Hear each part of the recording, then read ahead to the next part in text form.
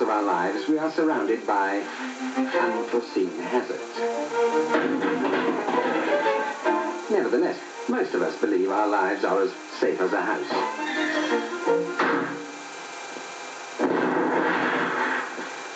With today's methods of transport, these risks have increased tremendously.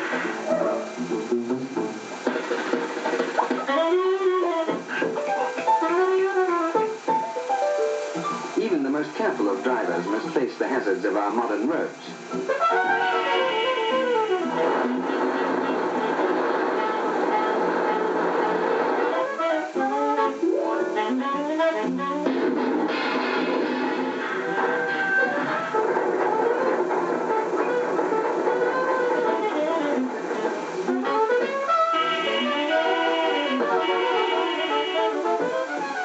Public servants devote their working lives to minimizing the dangers that threaten the 20th century traveler. Naturally, in such a specialized field as air travel, even stricter safety precautions must be observed. Really, madam, you should be more careful. After all, just think of all those specially trained people whose job it is to watch over you.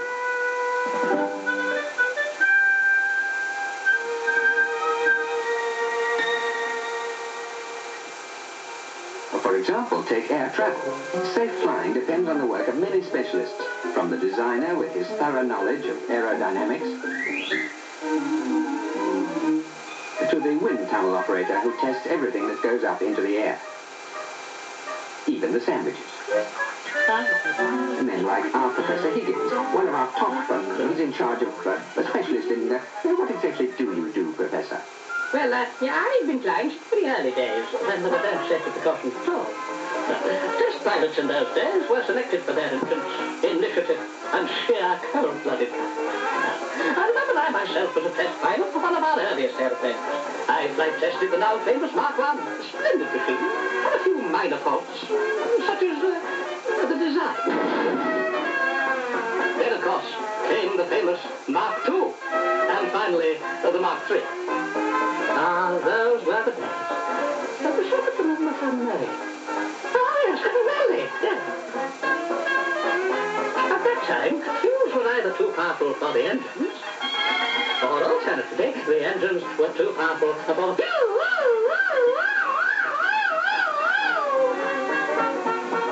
Of course, Professor, today that just couldn't happen. Now, come along, madam. We'd like to show you the sort of precautions we take in fueling modern aircraft. Don't be nervous, madam. It's quite solid. That's right. Now, if you'll just step this way, you'll see that every care taken to prevent anything falling into the fuel tank.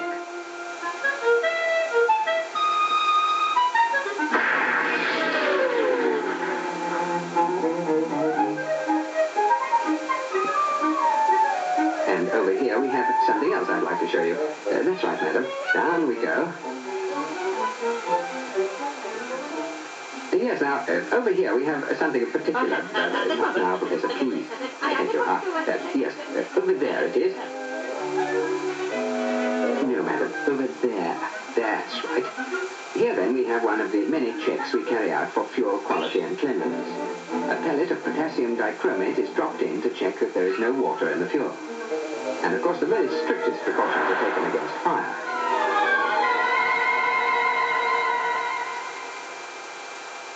Next, we come to our airfield fuel tank installations.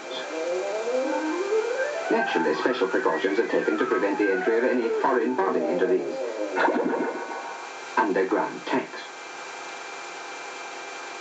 These are the water separators. They prevent fuel from having a water content of more than 80 parts per million.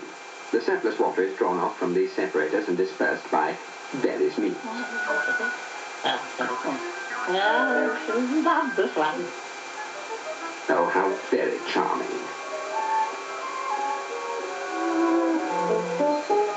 Dust contamination. The fuel is fully protected from dust particles at all stages of fueling by the use of microfilters. These are capable of filtering 5-micron particles. Here is a grain of your face powder, while this is a 5-micron particle. Scrupulous cleanliness is, of course, maintained throughout the fuel installations and fuel equipment. Oh, what a polish! Oh, look at this.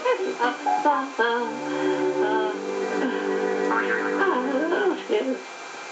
6 different grades of fuel are handled, and mistakes in coupling are avoided by a selective coupling system and a color identification code. All fueling crews, therefore, have to be tested for color blindness.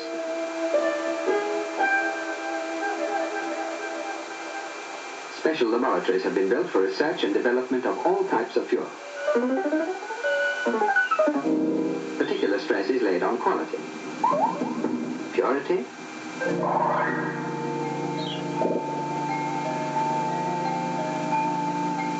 and the maintenance of exact standards for every requirement of the aeroplane industry. Here in these laboratories, all equipment is tested. The water separators, the microfilters, hose pipes, in fact, every kind of pipe.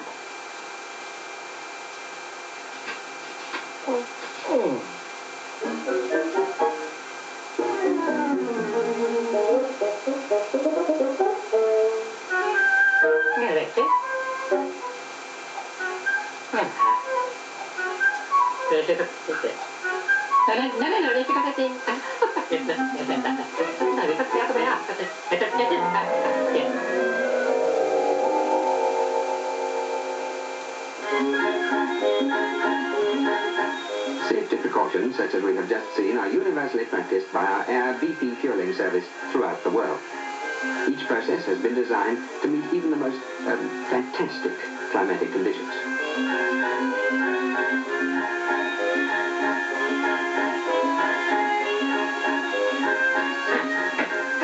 No, sorry.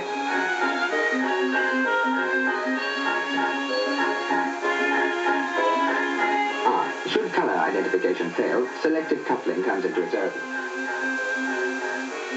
And in the desert wastes, microfilters do a especially important job protecting the fuel from the dust storms.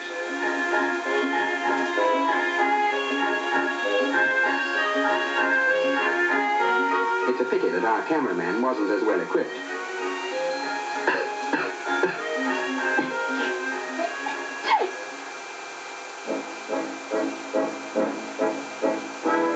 This, then, is how research, control, and supervision combine to meet the exact standards necessary in modern fueling techniques.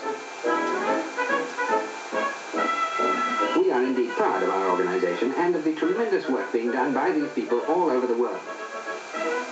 Well, madam, it has given us great pleasure to show you something of what we do to ensure your safety in the air. Whew. And now, Professor.